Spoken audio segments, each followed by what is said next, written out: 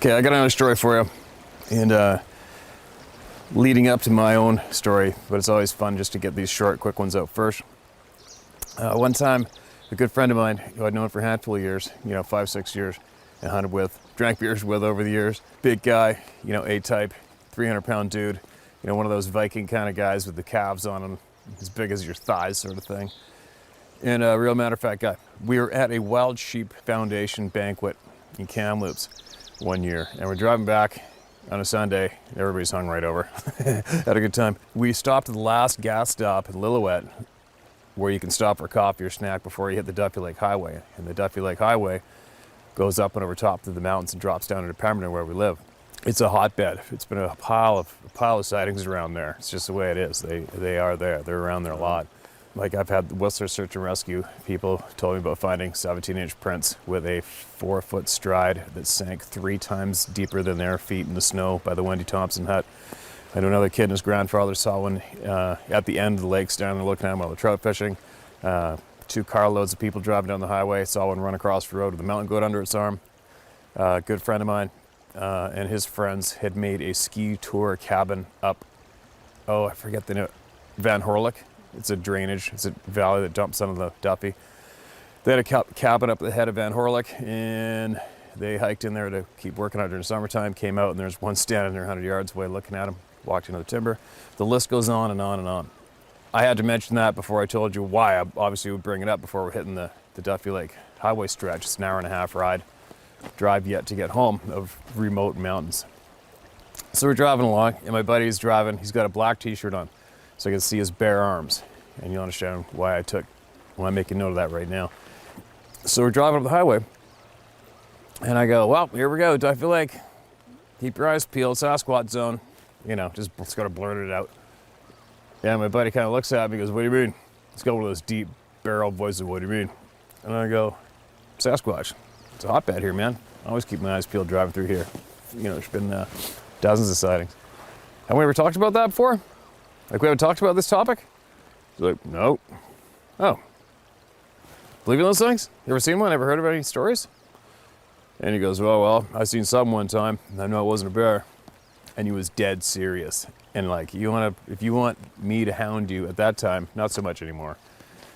It's like, whatever, it is what it is. But if you want me to hound you, just murmur to me you might have seen something and it wasn't a bear and it wasn't human. I'm going to be on you like a fly to, whatever, until you tell me and give it up. So I go, what? What'd you see? Serious? Yeah. What'd you see? You know what? He goes, just leave those things alone, man. And he just kept on driving. And he didn't have a humorous look on his face at all. And I'm looking at him, and you could visibly see the goosebumps up on both of his arms because the sun was coming in the window. You could see the goosebumps on both of his arms. This is a 300-pound guy. He could probably grab your neck and twist it off anytime. And he's visibly disturbed just at this 1-2 sentences on this topic. So for me, he's seen something. And I'm like, okay, well, you're gonna have to tell me about it. Just tell me about it. I want to hear about it. Tell me about your story. I'm not gonna say anything. Shit, dude. I'm not gonna make fun of you. I've seen one of the damn things. I've seen 2 of the damn things. They're theirs. You're safe here. Share it. And he was getting agitated with me because he did not want to talk about it. He didn't want to talk about it. And here's me. It's like, whatever. You're gonna have to kick me out of the truck. I'm not gonna shut up for at least another hour and a half till you tell me. And he got kind of angry. He goes, you know what, Steve? It's like UFOs. I'm sure there is UFOs. I'm not interested in UFOs. I don't want to see a UFO. I don't want anything to do with UFOs. I don't want to talk about UFOs. Keep UFOs away from me. It's the same about these damn things. I wish I didn't see it. He goes, I wish I hadn't seen it. I don't want to know about them. I wish I didn't see the damn thing, and I don't want to remember it, and I don't want to talk about it. All right? I'm like, So we're driving along, and then about 10 seconds later, I go, well, too bad. You're going to have to talk about it because I'm not going to shut up. Tell me what happened. Quit being a baby. Jesus Christ, get over yourself. So he caved in, and all he said was, he still kept it very vague, but it was actually on the other end of the Duffy Lake Highway, go figure, close to Joffre, where some local natives tell me they don't go anymore. They don't go near Joffre. But if you are curious and you know where the area is, it's that logging road, access road, downhill from Joffre on the right-hand side, heading south. and he had driven up as high as he could go in those clear-cut roads, got up the top, got out of his truck, and was going still hunting up through the timber, looking for a deer.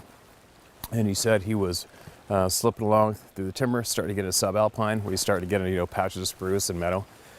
And he said all of a sudden he had an uneasy feeling, the hair on his frickin' body standing on end, feeling real anxious.